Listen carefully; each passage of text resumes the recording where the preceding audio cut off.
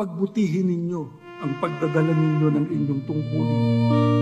Kahit na kayo ay may tungkulin sa lokal, kahit na kayo ay pangulong diakono, katiwala, mang-aawit, kahit kayo ay nasa pananalapi, kahit na kayo nasa kalihiman, o kahit na nasa pagsamba ng kabataan.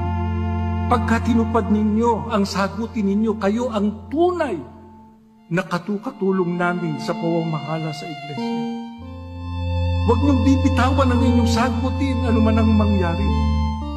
Pagka kayo ay nahihirapan at nabibigatan, lalo na kung ang problema ay napakatindi na dumating sa inyong buhay, huwag niyong kalilimutan, meron tayong Diyos na laging nariyan. Hindi siya nawawala. Lagi siyang nakahandang tumulong sa atin. Pagka tayo tumawag sa Kanya, pagka tayo lumapit sa Kanya, pagka tayo tumayeng sa Kanya, tinitiyak ko sa inyo mga kapatid, diringgin niya yun at ipagkakaloob niya ang inyong pangangailangan. Lagi ninyong tuparin ang lahat ng Kanyang kalooban, sundin ang lahat ng Kanyang kagustuhan, sapagkat pagka nakikita niyang ginagawa ninyo, yung bahagi ninyo sa inyong pagkaiglesia ni Kristo, hindi niya kayo pababayaan.